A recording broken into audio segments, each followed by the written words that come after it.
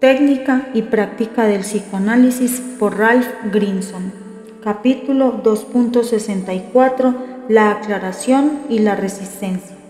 Sigamos con el procedimiento para analizar una resistencia. Hemos hecho ver al paciente que tiene una resistencia. ¿Qué hacemos ahora? Nos quedan tres posibilidades. 1. ¿Por qué huye el paciente? 2. ¿De qué huye el paciente? 3. ¿Cómo huye el paciente? Las dos primeras preguntas, el por qué y el de qué, pueden considerarse juntas el motivo de la resistencia. La cuestión de cómo se refiere al modo o los medios de la resistencia. Es indiferente que persigamos el uno o el otro, el motivo o el modo de la resistencia. Es uno u otro caso. El análisis procederá aclarando la cuestión objeto de escrutinio. Trataremos de concentrar nuestra atención en el proceso psíquico que queremos analizar. Escogeremos y aislaremos cuidadosamente el motivo o modo particular de resistencia que intentamos explotar. Habrá que extraer los detalles significantes y prepararlos cuidadosamente de la materia extraña. Empezaré aclarando el motivo de la resistencia. ¿Por qué?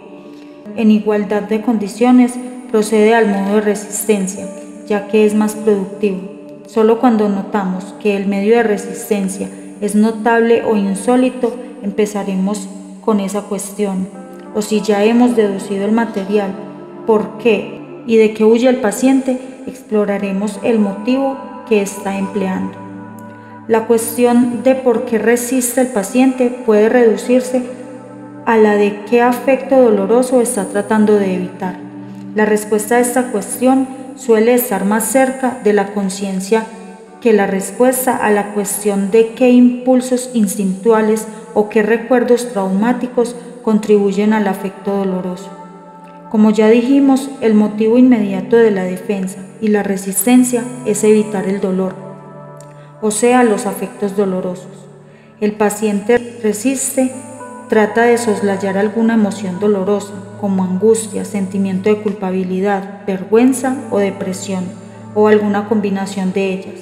A veces, a pesar de la resistencia, el afecto doloroso es patente porque el paciente se reduce a un modo que es característico de este tipo de afecto. Por ejemplo, un paciente que habla con vacilación o con frases hechas o que divaga con trivialidades tal vez delata su sentimiento de vergüenza, enrojecido o cubriéndose la cara con las manos, volviendo la cabeza para que no le podamos ver ninguna parte de la cara, cubriéndose la región de los genitales con las manos o cruzando de pronto firmemente los músculos. El comportamiento de ocultación indica vergüenza, el temblor, sudar, la lengua y la boca secas, la tensión muscular, la rigidez o los estreñimientos pueden ser señalados de miedo. En un paciente que ha estado hablando con un tono de voz lento y plañidero, las apretadas mandíbulas, el suspiro, el silencio, la dificultad para tragar y los puños tensos quizá indiquen una lucha contra las lágrimas y la depresión. En todos estos casos, yo trato de descubrir las reacciones corporales no verbales que se están produciendo, que nos proporcionan a veces indicios acerca del afecto doloroso concreto con que lucha el paciente. Digo, ¿parece usted embarazado, asustado o triste o a punto de llorar? Digo que parece porque no afirmo. En primer lugar, porque podría equivocarme, o en segundo, porque deseo darle una oportunidad si la necesita. Después, tal vez afirme algo más, si estoy bastante seguro de acertar, o si se trata de discutir su renuencia a laborar con la resistencia. Si no puedo averiguar el afecto doloroso en cuestión, preguntaré simplemente, ¿qué sentimientos trata usted de soslayar? ¿O cómo se siente cuando está tratando de descubrirme su experiencia sexual de la noche pasada? ¿O qué siente usted estando ahí acostado y callado? Tengo que mencionar aquí algunos puntos técnicos de importancia. Mi lenguaje es simple, claro, concreto y llano. Empleo palabras que no puedan entenderse mal, que no sean vagas ni evasivas. Cuando estoy tratando de determinar el afecto particular con que tal vez está debatiéndose el paciente, trato de ser tan específico y exacto como me sea posible. Escojo la palabra que parezca presentar lo que está desarrollándose en el paciente. La palabra que refleja la situación del paciente en ese momento. Por ejemplo, si me parece que el paciente está sintiendo un afecto como si fuera un niño, si parece angustiado como un niño, diré, parece usted asustado, porque esa es la palabra de la infancia. Nunca diría, parece usted aprensivo o receloso, porque eso no cuadraría, porque son palabras de adultos. Además, asustado es gráfico, suscita imágenes y asociaciones, mientras que aprensivo o receloso son insulsos. Emplearé palabras como avergonzado o tímido si el paciente parece debatirse con sentimientos de vergüenza del pasado, pero no hablaría de humillación, abatimiento o humildad. Además, trato de calcular la intensidad del afecto lo más exactamente posible. Si el paciente está muy bravo, no diré que parece enojado, sino furioso. Empleo la palabra corriente y descriptiva para expresar la cantidad y calidad del afecto que creo en funciones. Diré cosas como, parece usted irritable o nervioso o malhumorado, o ceñudo o grave o agresivo o furioso. Describir diferentes géneros de hostilidad. Son muy diferentes las asociaciones de malhumorado y las de hostil. Al tratar de descubrir y esclarecer el afecto doloroso específico y los recuerdos asociados con él, la palabra que uno emplea debe ser acertada en tiempo, cantidad, calidad y tono. Diremos más al respecto cuando tratemos de interpretaciones de transferencia y el tacto en la sección 3.943 y el tomo 2. Así como tratamos de esclarecer el afecto que causa la resistencia, trataremos de aclarar el impulso que causa el afecto si se presenta en el análisis. Pongamos un ejemplo.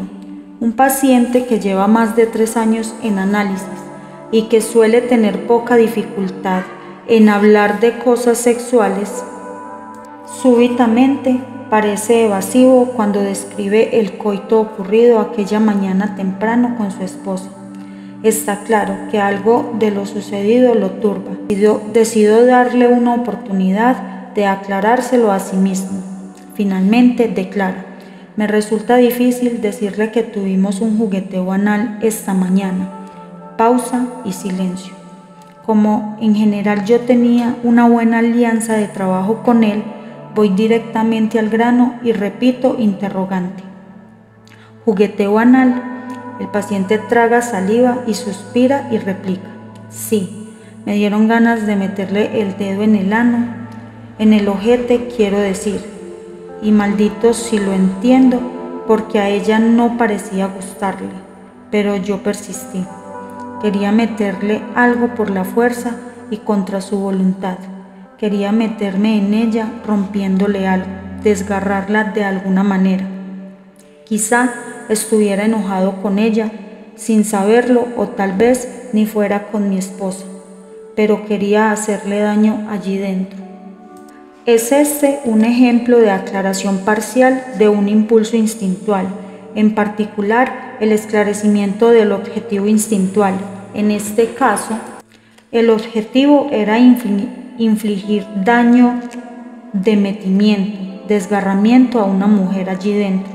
Durante el resto de aquella sección y en la siguiente logramos aclarar aún más. La mujer que en su fantaseo quería lastimar era su madre, y quería desgarrarle la cloaca de donde él imaginaba que había nacido su hermanito cuando él tenía 3 años. Los demás significados de esta actividad, en particular los relacionados conmigo, su analista, nos llevaría demasiado lejos. Así como hemos esclarecido el afecto doloroso o el impulso prohibido que motiva una resistencia, así podría ser necesario esclarecer el modo de una resistencia, el cómo se resiste el paciente.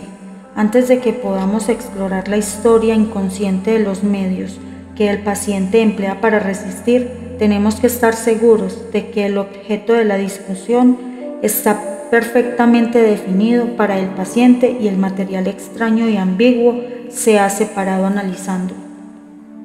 Por ejemplo, uno de mis pacientes, el profesor X, biólogo muy inteligente y que sabe expresarse perfectamente, tiene un modo extraño de comunicar su sueño.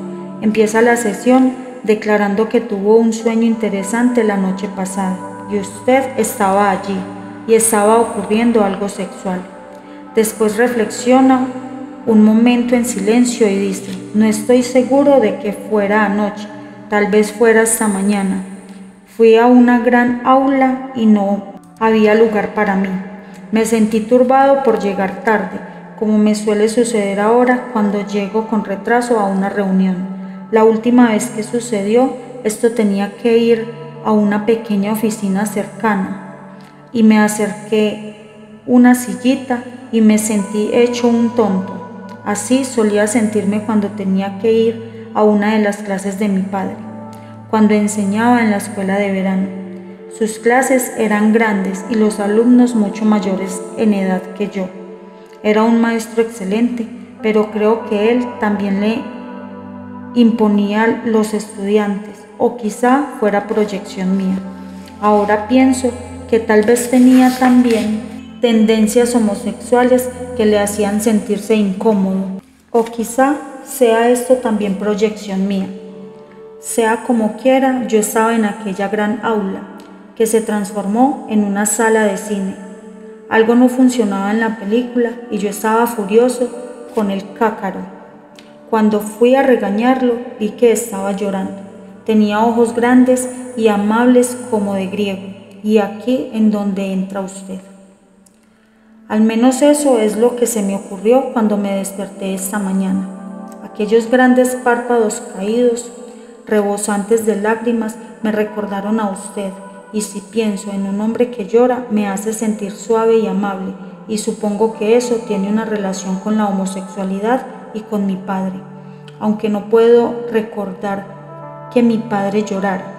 Siempre estaba tan absorto en su trabajo y en sus aficiones, y solo manifestaba emoción con mi hermana y con mi hermano mayor. Mi hermana estaba en el sueño, en aquella parte en que yo estaba en el cine. Cuando el cine se oscureció y no había nada en la pantalla, ella me dijo que no debíamos haber ido allí. Fue entonces allí me enojé con usted. Hubo un tiempo en que mi hermana quiso ser actriz. De hecho, solíamos actuar juntos y ella hacía de hombre y yo de mujer.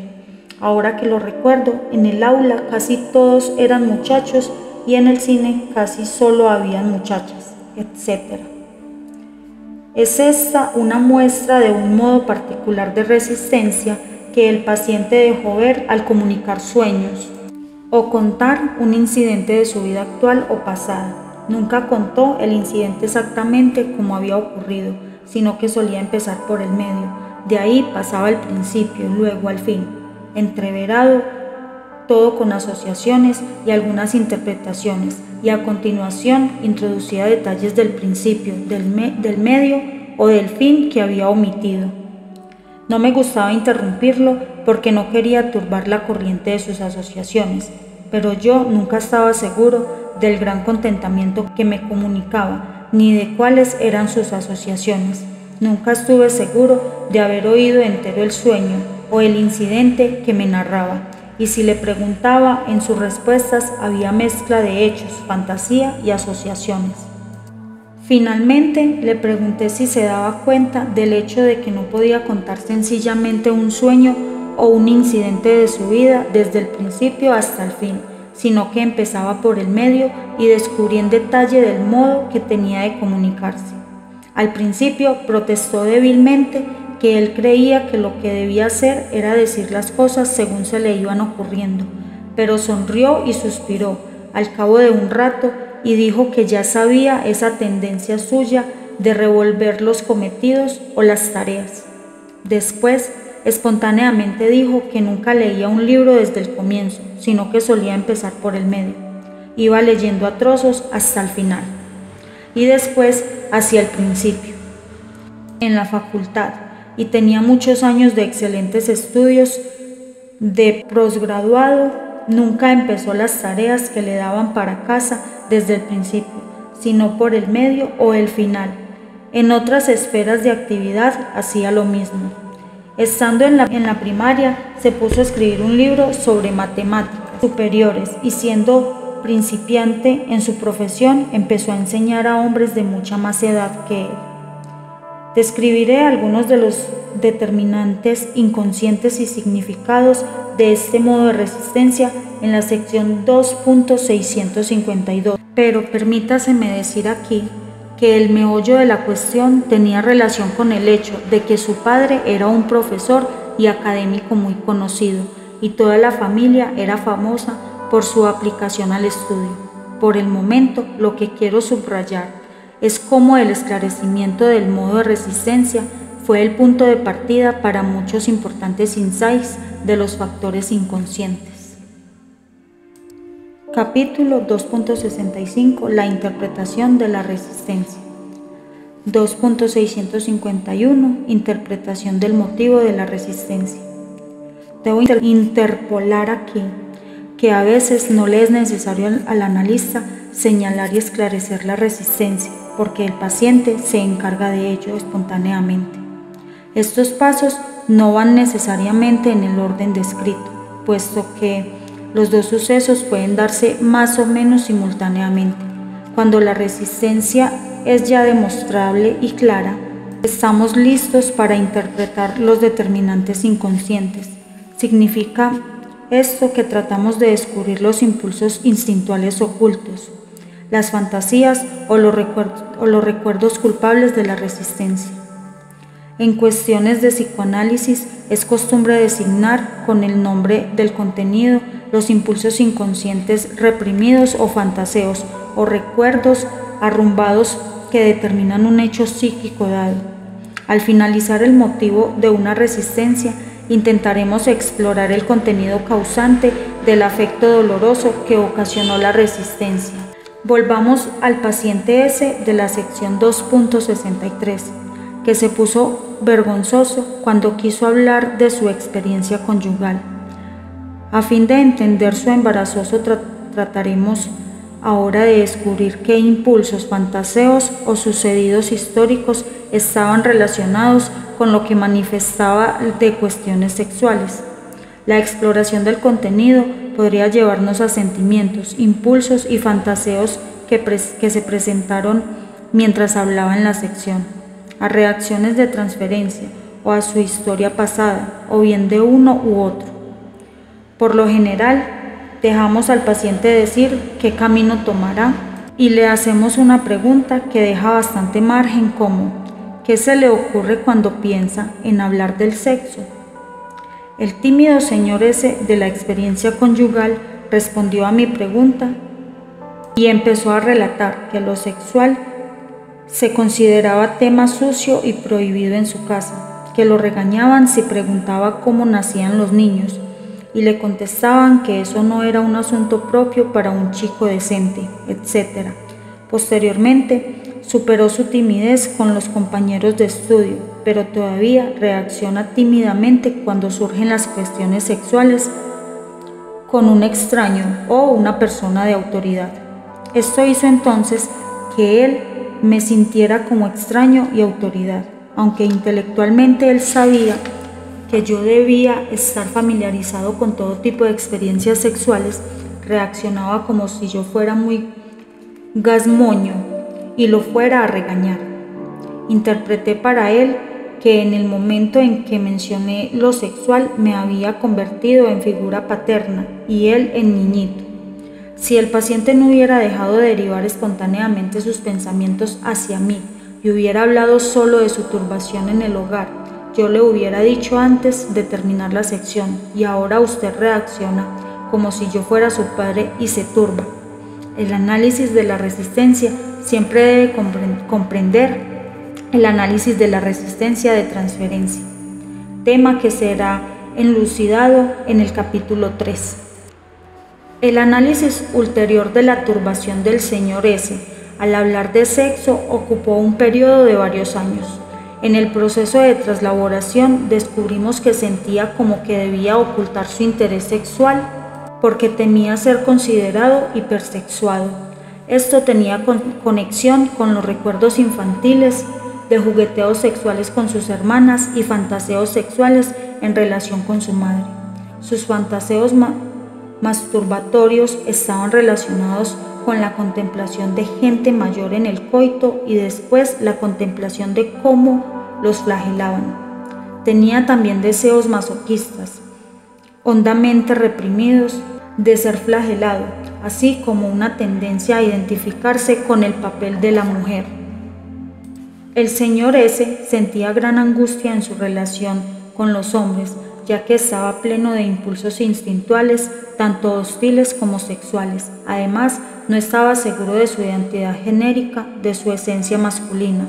Este es un relato condensado del análisis de los motivos para su resistencia al hablar de lo sexual. Pero volvamos al análisis del motivo para la resistencia. El paciente es esquivo porque desea rehuir algún sentimiento doloroso, pero ¿qué contenido, qué material provoca el afecto doloroso? El hombre de la experiencia conyugal revelaba el contenido tratando de hablar de lo sexual a pesar de su timidez. En este caso, estaba claro que la causa inmediata de la turbación y la resistencia era el material sexual. Pero hay casos en que no es tan clara ni el por qué ni a qué se resiste el paciente. Un paciente a veces está toda una sección más o menos callado, sin dar ningún indicio de lo que está ocurriendo, ni por sus reacciones corpóreas ni por sus expresiones faciales. Según mi experiencia, este caso es raro. El silencio absoluto y la ausencia de expresión corpórea y facial parecerían sin indicio de fantaseos acerca de la muerte, el coma o un sueño profundo. En las dos ocasiones que sucedió en mi práctica significaba una combinación de rabia asesina y suicidio. Grimson, 1961. Supongamos que hemos laborado primeramente con el porqué y que hemos descubierto el afecto doloroso específico, pero todavía no tenemos indicaciones acerca de lo que lo provocó. Otro ejemplo, una paciente joven, la señora K, mencionada anteriormente, sección 1.24, en su tercer año de análisis había estado laborando muy productivamente y después viene una sección en que da muestras de considerable resistencia. Empieza la hora diciendo que no sentía ganas de acudir a la visita, que no se le ocurría nada, que por qué no le doy alguna indicación acerca de qué podría decir. Su vida se desarrolla perfectamente tranquila, su bebé es estupendo, su nuevo departamento cómodo. Tal vez debería seguir adelante sola. En realidad no necesita proseguir el análisis. Había ido a una galería de arte y no había comprado nada. Tenía cita con un intelectual. Los hombres con quienes se encuentra son intelectuales o idiotas, y así sucesivamente. Entreverado el todos con breves silencios. Yo advertía en su tono un dejo de irritabilidad y fastidio. Por eso, al cabo de unos 10 minutos, intervengo y digo: «¿Parece usted enojada?». Responde: «Creo que sí, pero no sé por qué». Digo: «Algo la irrita». Tratemos de encontrarlo. Deje usted que sus pensamientos vaguen de acá para allá con la idea: «Algo me fastidia». La paciente queda callada un momento y luego dice súbitamente: «Oh, olvidaba decirle que mi madre me telefoneó la noche pasada desde Nueva York». Entonces procede a contarme la conversación telefónica y sus reacciones a ella con un tono acertado, frío y un ritmo pomposo y espasmódico. La madre le había reprochado el que no le escribiera y la paciente estaba furiosa, pero se controlaba y solo actuaba distinta y desdeñosamente. Dice con amargura que le enviará a su madre el cheque acostumbrado, pero que la ahorquen si le escribe. Pausa, silencio. No tengo intenciones de volver a enredarme con ella, aunque sé que usted querría. Dice usted que eso sería bueno para mi análisis y quizá tenga razón, pero no puedo y no lo haré y tampoco quiero complicarme con usted. Guardó silencio. Recuerdo que en la sección anterior me había hablado de una cita que había tenido con un joven artista que le pareció interesante y aún fascinante, pero con algo que le repelía. En aquella sección no descubrimos a qué se debía el sentimiento de repulsión. La paciente pasa a hablarme de su hija de 2 años, de cómo le gusta jugar con ella y cuán hermoso es el cuerpo de su pequeña. No fue como el de una mujer mayor, y cómo le gusta bañarle. Se detiene y de pronto recuerda un sueño. Era miembro de las mujeres ranas que debía ir al puerto de Moscú y grabarse en la memoria lo que vieron bajo el agua. Estaba fría y oscura, pero la protegía su traje de caucho. Había el peligro de que algo estallara y tenía que darse prisa para salir de allí. Tenía la idea de que debía acabar para las 4. Las asociaciones de la paciente la condujeron a un cuento que había oído de que las personas que mueren dormidas mueren a las 4 de la mañana. Tal vez tema ella que yo muera, porque ha sabido que ando mal del corazón. Cuando despertó, le dolía la bóveda del paladar. Seguramente la había estado rozando con la lengua en el sueño. Es ese un problema a cuyo fondo nunca hemos llegado. Le duele el estómago. Se sentía tensa. Debiera laborar en esto, pero se siente cansada y deprimida. Silencio. En este punto digo, en su mente inconsciente usted tiene miedo de lo que va a hallar bajo el agua. Está asustada. Por eso se pone el traje de caucho. Por eso no quiere tentar las cosas. Por eso no quiere enredarse. ¿En qué? La paciente piensa un momento y dice, tengo la tentación de correr, de volver a ser como antes del análisis, aburrida y vacía. Estoy cansada de pelear y buscar, quiero descansar y no preocuparme. Usted me apremia y yo quiero que el trabajo lo haga usted. Anteayer tuve un fantaseo de que tenía cáncer en la laringe y no podía hablar y entonces usted tenía que hacer toda la labor. Pausa. Replicó, usted está enojada conmigo porque yo no le doy gusto, porque no la apapacho, porque yo no soy su madrecita buena. La paciente me grita literalmente, no diga esa palabra, no la aguanto, la odio y a usted también. Efectivamente usted quiere ayudarme, pero no quiero hacer el trabajo por mí. Yo quiero que sea usted cordial y amable. Y usted nada más trabaja, trabaja y trabaja. Pausa. Supongo que tiene usted razón. Yo quiero que usted cuidara de mí como yo de mi bebé. ¿Sabe usted? Ayer cuando la estaba bañando, contemplaba sus genitales, su vulva, y parecía tan hermosa como una flor, como una fruta apetitosa, un durazno. Se lo hubiera besado, solo que sé que eso no sería bueno para ella. Digo simplemente, para ella. La paciente prosiguió. Bueno, no precisamente para ella. Creo que también para mí. Eso me recuerda a aquel artista, ya sabe, con el que tuve cita hace unos días. Fuimos a la playa y observé que sus muslos eran muy carnosos y su trasero también, como el de una mujer. Tal vez fuera eso lo que me repugnó, respondo. Y la fascinó también. Ese era el puerto peligroso que temía usted hallar bajo el agua. Era de eso de lo que huía. La paciente. Compré a mi hija un bikini de baño y se ve tan adorable como con él. Es rojo vivo, que me la comería, al pie de la letra, me la comería todita. Esta es una sección insólitamente productiva para hablar, empezando con tanta resistencia, pero la paciente laboró firmemente en su análisis y concluyó una buena alianza de trabajo. Creo que esto es un excelente ejemplo de cómo me gusta buscar las cuestiones motivo de resistencia. Si reexaminamos la sección, veremos que la paciente comprendía su resistencia, no tenía ganas de acudir a la consulta, no quería implicarse. El primer material, que a aquella hora no dio indicios definitivos, solo alguna hostilidad para con los hombres, pero no suficiente para seguir adelante. Entonces la enfrenté a su resistencia y le pedí estableciera la asociación con el sentirse enojada. Esto le hizo recordar su conversación fría y colérica con su madre y su irritación conmigo.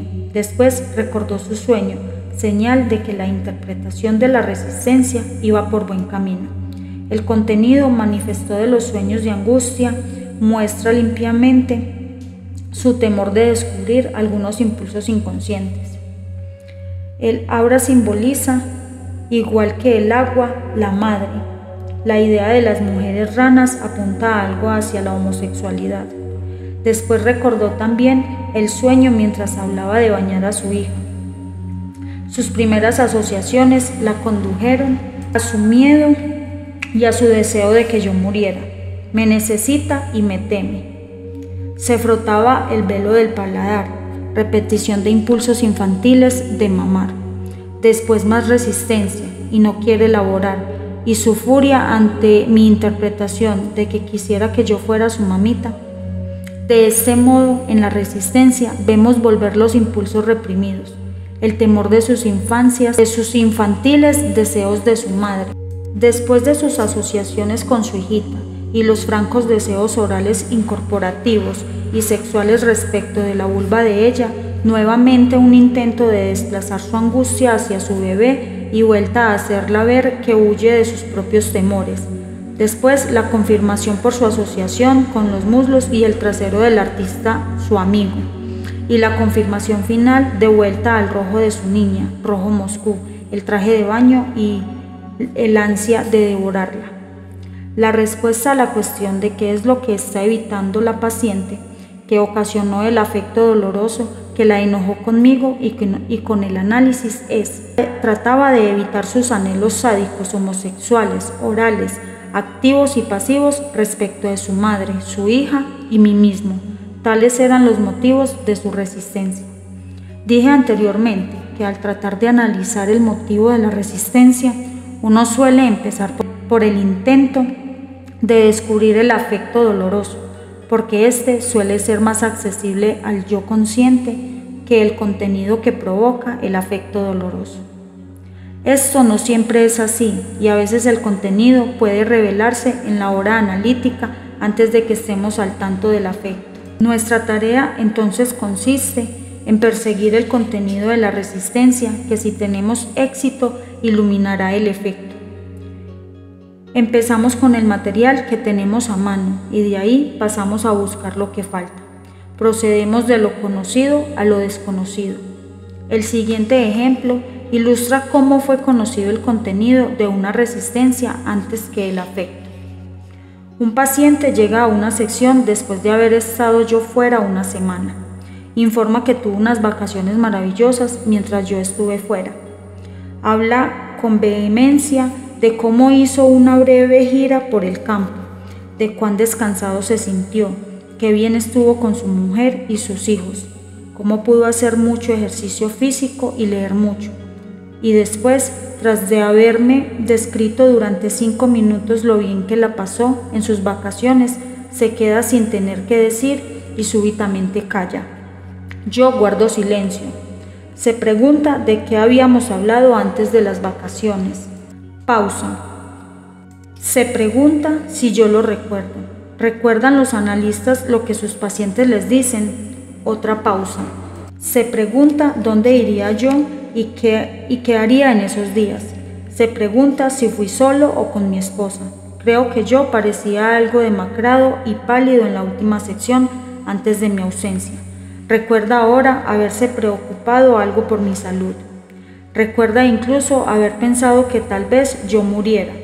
Se pregunta si yo habría dejado el nombre de alguien con quien ir en caso de que me enfermara o muriera. Dice todo esto vacilando mucho y con muchas pausas. Es evidente que se está resistiendo. Es también del todo evidente que lo que evita es hablar con mayor detalle y sentimiento de sus reacciones ante mi ausencia. Por eso le hago frente diciendo: parece usted reacio a hablar verdaderamente de los diferentes sentimientos que tuvo acerca de mí cuando me fui, dejándolo a usted en la ciudad. A esto repone rápidamente que sintió mucho que lo dejara y que eso ya le había sucedido otras veces con anterioridad.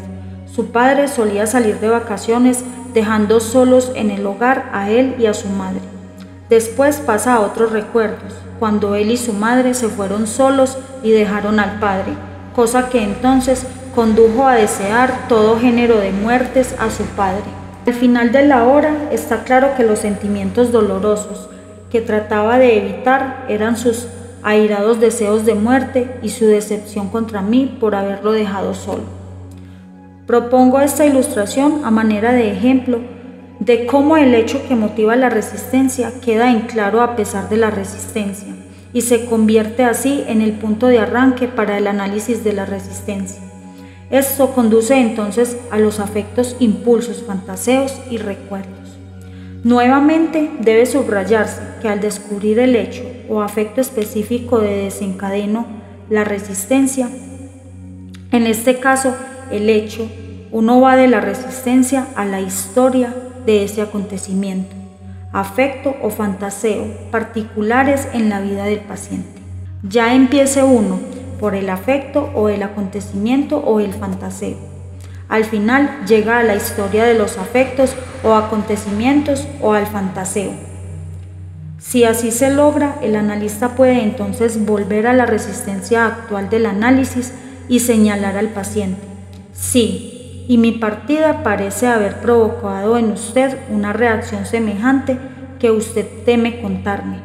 Una vez más, el paciente comprende que las resistencias que se producen en el análisis son una repetición de los hechos que ocurrieron antes en la vida del paciente.